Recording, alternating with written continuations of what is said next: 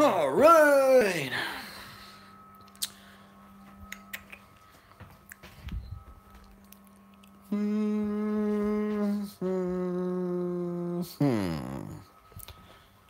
Oh, where is everything?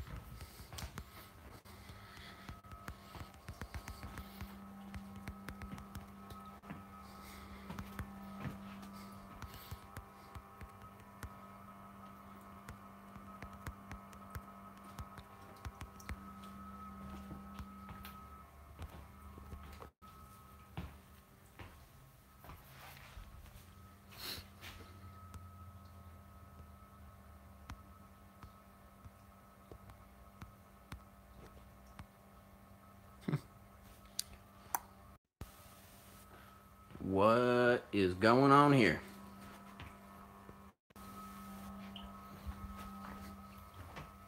Let's see if I can't find something. There it is. Need this. And I need to go find... Oh, that won't work though, will it? No, it won't. Dang.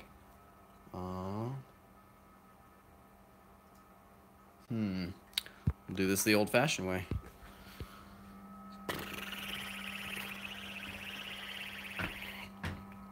I need sand. Big old bucket of sand. Oh, it's raining.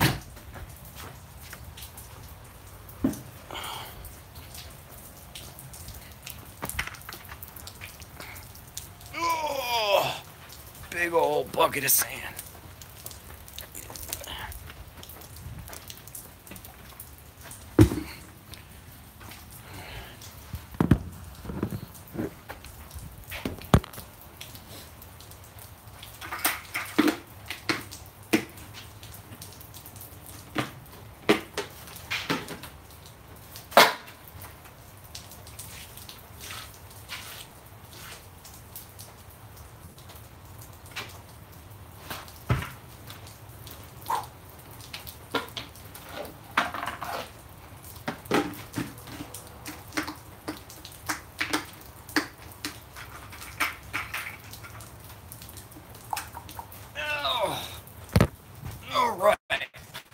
Wish I had two hands to do this, not carrying 150 pounds of sand with one hand in a bucket.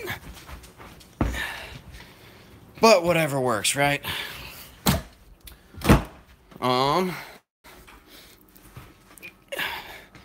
So sand's going in. I'm gonna probably double my sand bed and add an extra 80 pounds of sand or so. And go with that and see how that does. I wish there was a place for me to set up my my camera somewhere. I wonder if this would work. Man. I bet I can make this work. I bet. Because I really need both hands to work.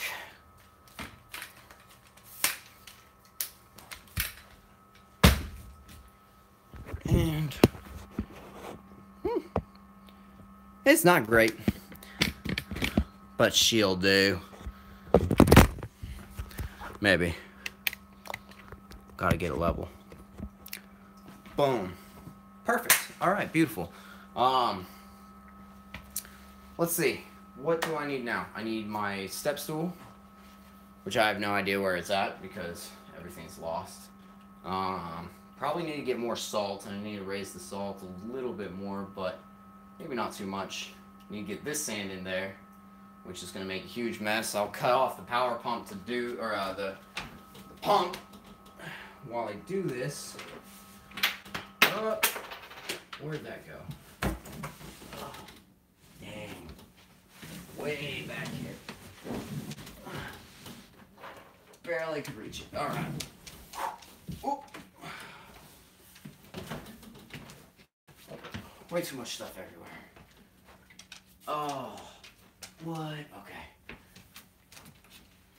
I can't reach it.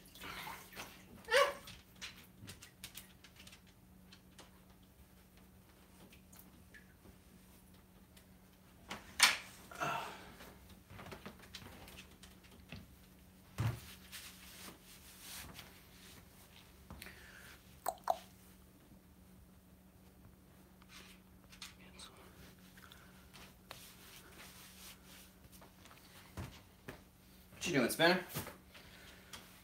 I need my step stool. Let's go find the step stool.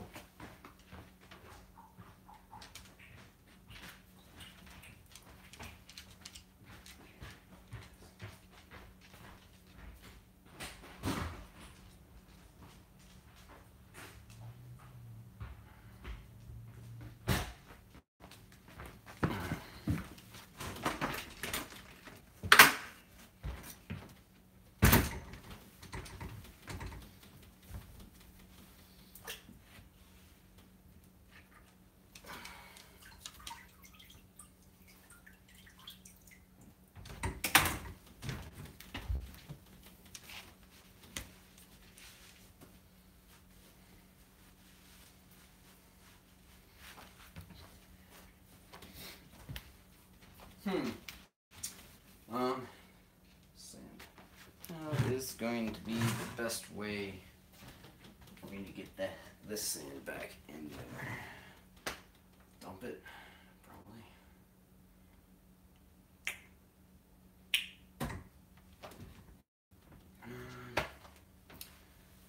We'll see.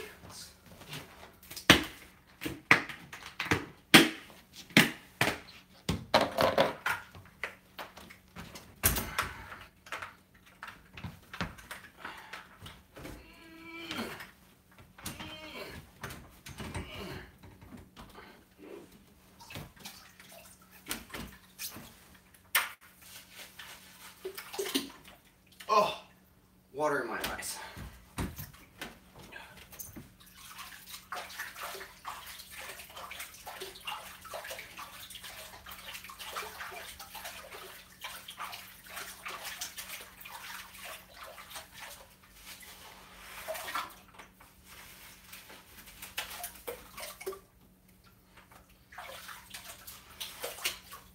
Oh.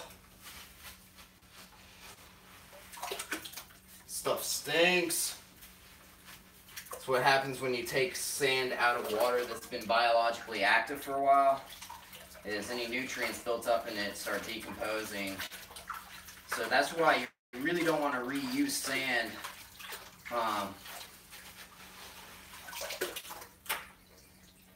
But I am going to go against that device right now and use some sand that I already had.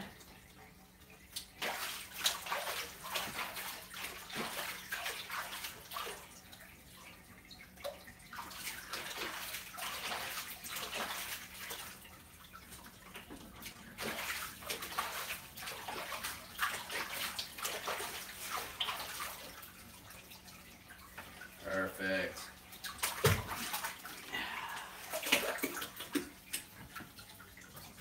It's starting to come out.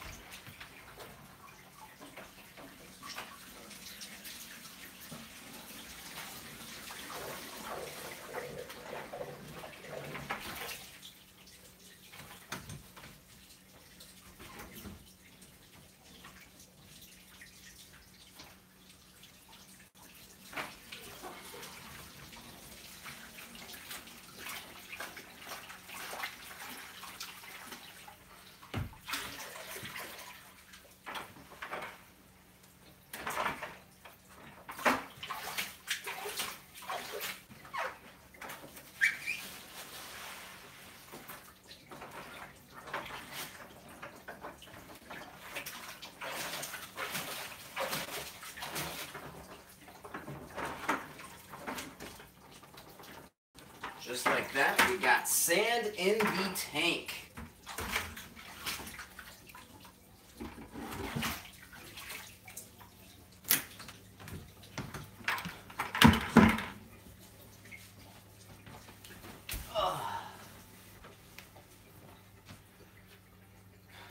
But not enough sand. Alright, it's time to do my check, which means I need a flashlight. Let's see if I can get a flashlight. I got a headlamp. Oh, here we go. Here's a flashlight. Hey, let's take a look at all these guys. Doing good. Pistol Shrimp's not happy. I hear him clicking in there, which typically means that he's probably clicking at something, which I don't like. That's why I'm kind of in a rush to get this stuff into the tank. But my anemone's right there. You got the green leather. Of course, all the chromis clogging up the camera. The other coral there. Got a little piece of the green guy up there that I just threw in there to see if he grew, and he started to pop out of there like crazy. Look at my little shrimp. Look at the little dude go. He is like, he's tiny. There's my thumb. And he's right up against the glass to give you a comparison. So, yeah. Let's, back to it though. Now that I got some water draining through the pipes, I'm going to just double check, make sure that all the unions and stuff that I had from before that I took apart and put back together are still solid, no water dripping or anything, and it looks like we are all good. That's what I want to see. Ugh. I didn't leave quite enough space, but yeah, looks like everything's all set, no leaks, which is good. I got more sand to add in here and down in the sump area here. Just starting to get some water dumping over. I got probably another after I add the rest of the sand and the rock, the level should be right. So I'm hoping to do all that today. I'm going to get the rest of the sand in there, see where we're sitting, test the salinity one more time, and let the sand settle a little bit before adding the rock. My anticipation is that get the rock in there, and then if I need more water in there, I'll take some of the old tank water out and put it in there, because this is 100% new water. Not an issue. But yeah, so we'll see. The floor when I got all this set up was a little uneven, and now it is, with the weight of the tank under it, it is leveled out fully again. So let's go get some more sand. It's dark in my storage. Oh, there we go.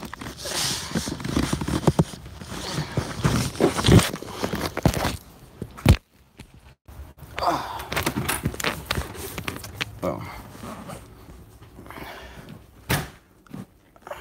Okay, find a place to set this.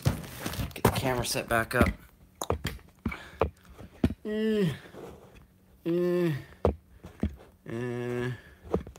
Maybe. Yeah, that'll work. That'll do. Keys work. So I'm using some aragonite active sand that I actually had gotten when I got the tank. It was part of everything that I got with me. I had 240 pounds, which is way more than I needed for this tank. I put like 120 in here originally, I think. Maybe less, maybe only 80 pounds or so. I'm not sure, but I'm going to add like 80 pounds more. I really want like a 2-inch deep sand bed all through the tank, mainly for the pistol shrimp and goby pair, and that will allow them to make an extensive network of tunnels and stuff and have them nice and happy. Get some scissors.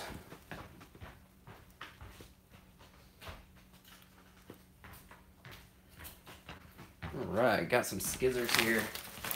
I'm just going to cut this open.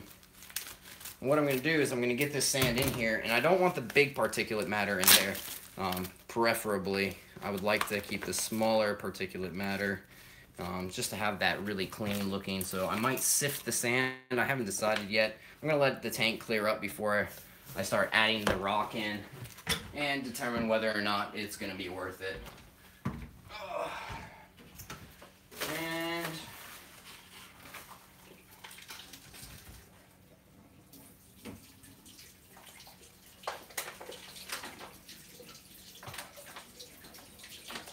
trying to watch for where there's typically like a bioactive pack in these guys, I think. I can't remember if they do or not.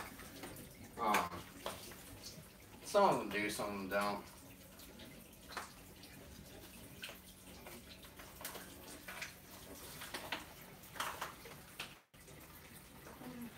See if we can't get it to come out a little faster.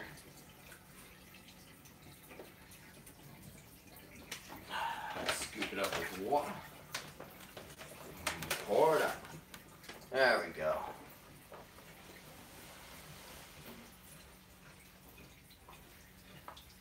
So I'm going to start off with like 40 pounds of this sand and see where that gets me once the tank clears up, and make the decision whether or not I want to add more or not.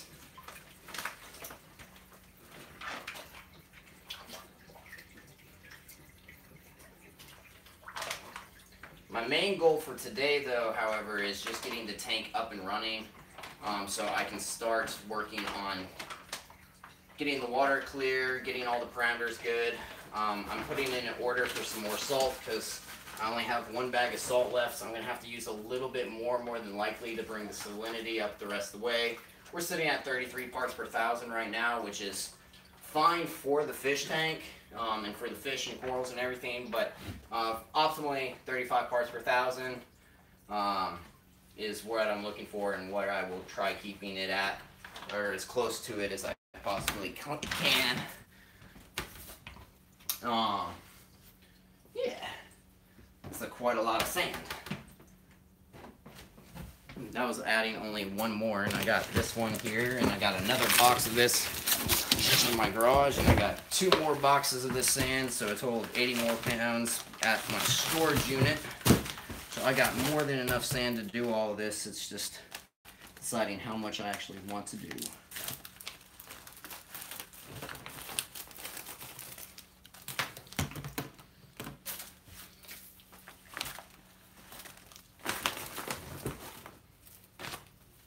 Right. And over she goes.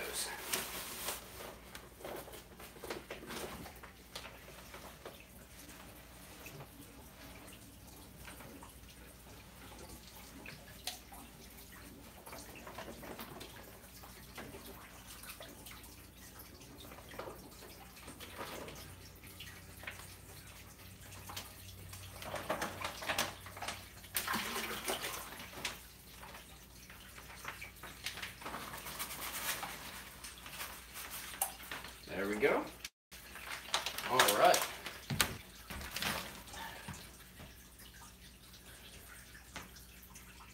And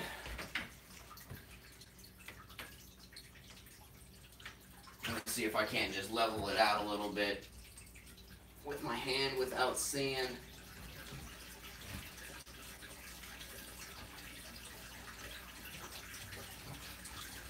I know a lot of this is stacked towards the front, and I want it pretty even throughout the tank. So we'll see what we can't get it to level off at. Sand has a kind of a natural ability to level off too anyway, so you know, the longer you let it sit, the more level it'll actually get to a point. But the other thing I'm doing with this is anything that is trapped in the sediment or anything is going to start coming out, which will be able to be pulled out of the water right away by my protein skimmer and the initial water change that I will be doing.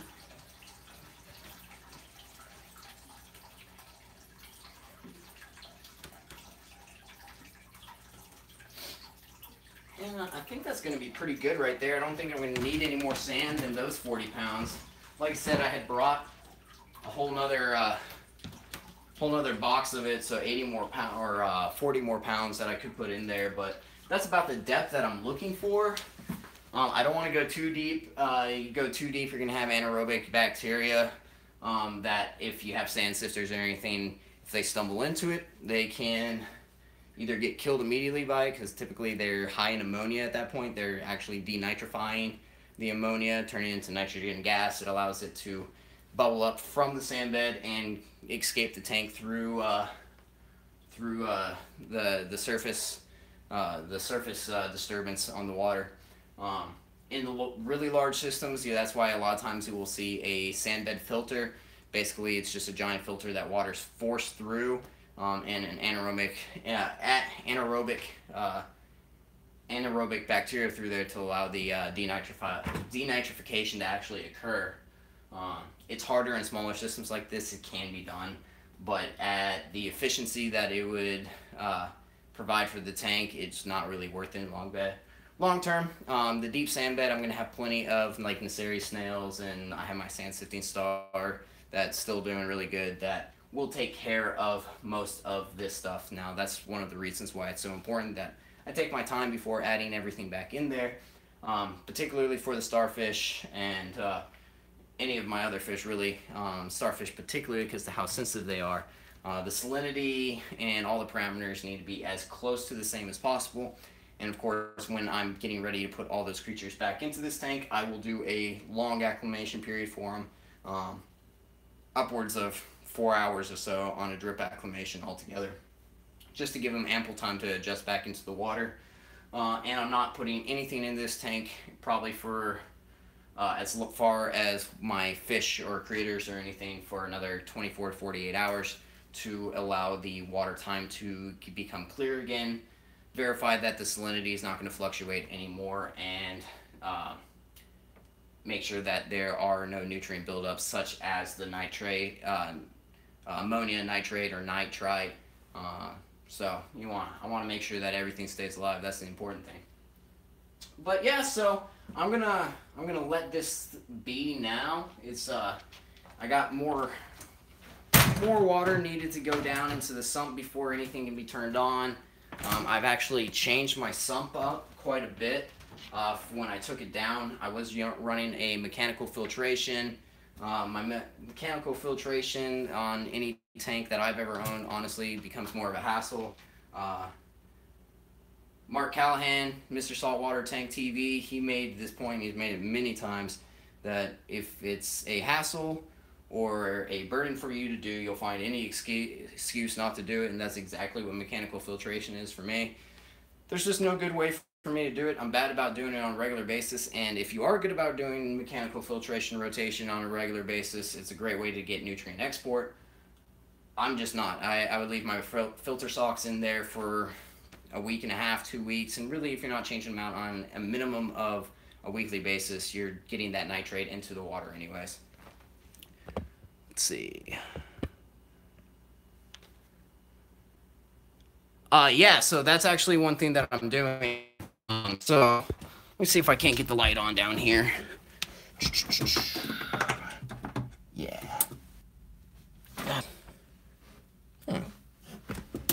What?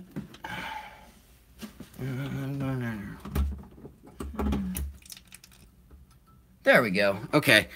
Now that I got the light on down here, I'm gonna flip the camera around. So beforehand, this first chamber here was where my mechanical filtration was. That's where I had the filter socks, and I actually took 2 baffles out of there and made this my skimmer chamber. Now I did that because it's going to be the very first thing that the water comes in contact with. So the water will drain down into this compartment here, where my protein skimmer will do the initial removal of any kind of proteins or anything nasty out of the water. Basically the fish tank sewage system, right? That then is going to flow underneath this baffle, and this baffle is really only here as a bubble trap to reduce as much bubbles from flowing into the second chamber, which is the largest chamber, because I used to have another baffle right about here. I took that one out as well. This center chamber now is going to be for a macroalgae filter, and I can show you guys that. Come over into the other room where all the fish are being temporarily kept. I actually have a smaller tank set up, and so there's all the fish and everything doing good. A couple of my corals. But down here, this is the macroalgae and stuff. But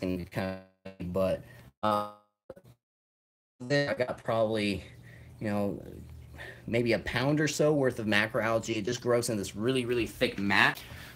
Before I had it growing in there, but really didn't have enough space for it to be able to circulate and have enough contact time with the water to grow out efficiently.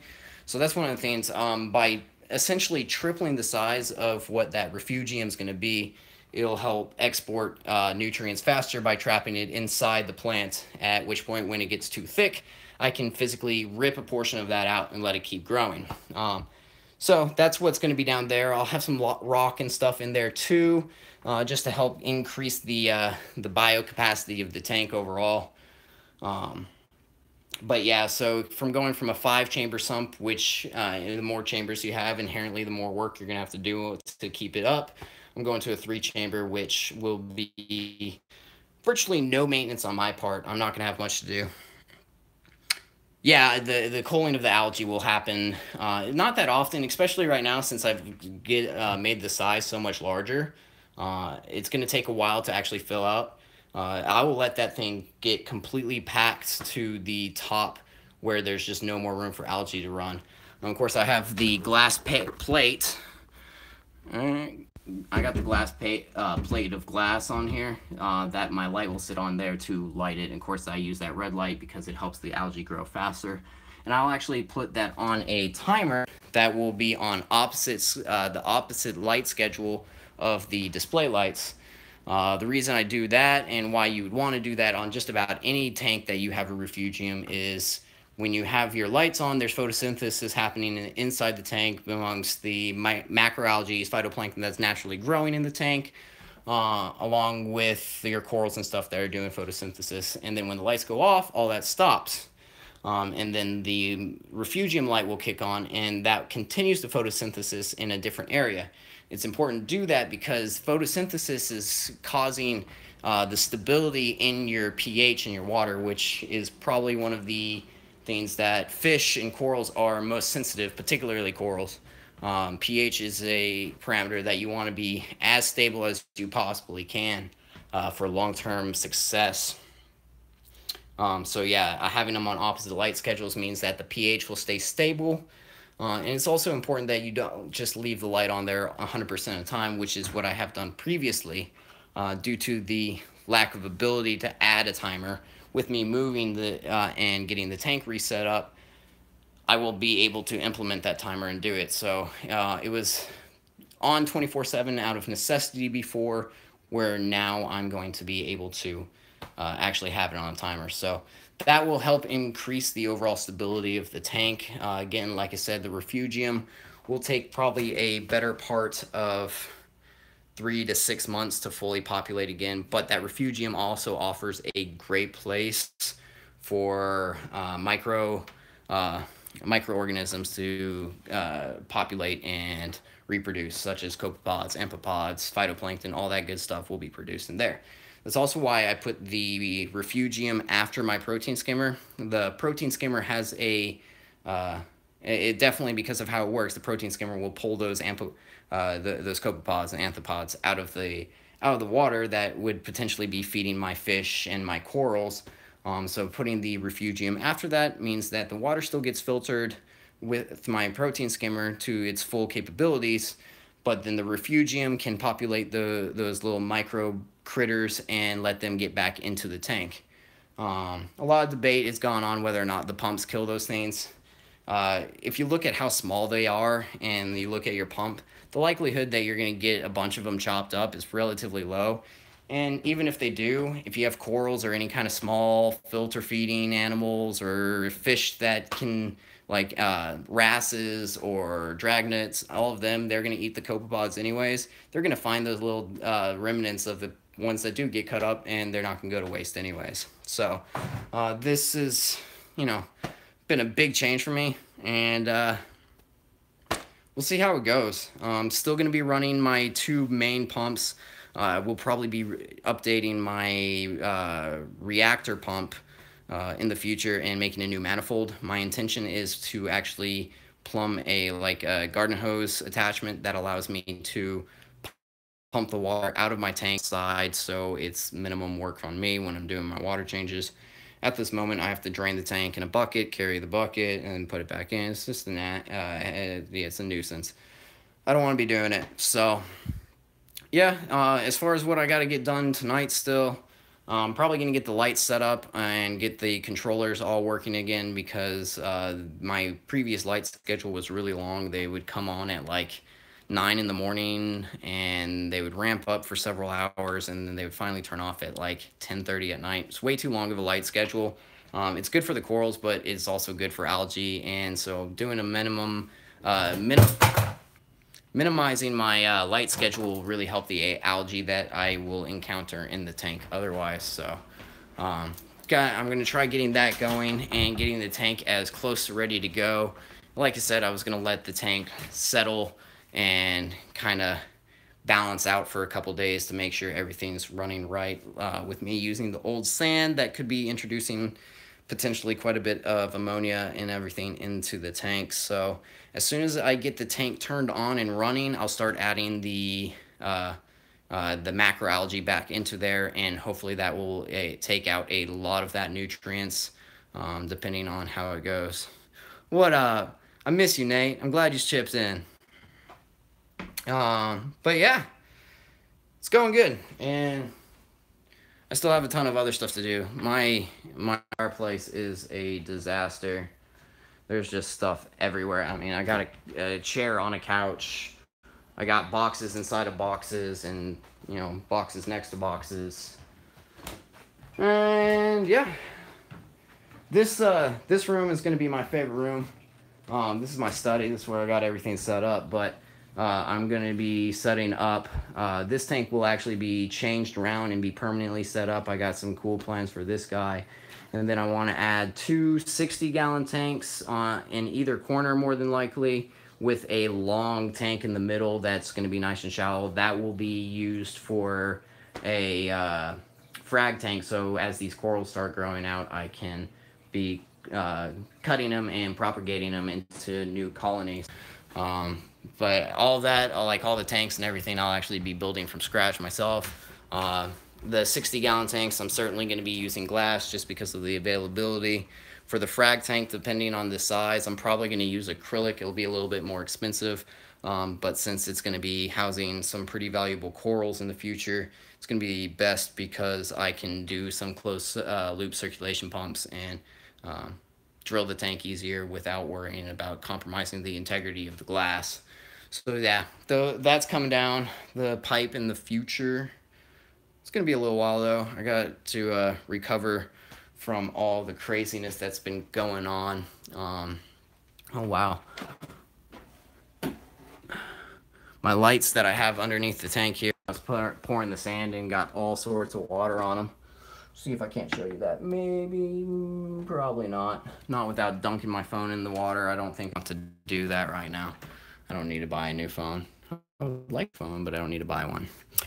So yeah, I mean, other than just letting this clear up and getting the tank turned on, there's not much else except for wait and probably work on some of the other stuff I need to get done. So, glad that you guys stopped by. I really appreciate it. Words aren't working with me anymore today, I guess. That's a good sign that I should be done.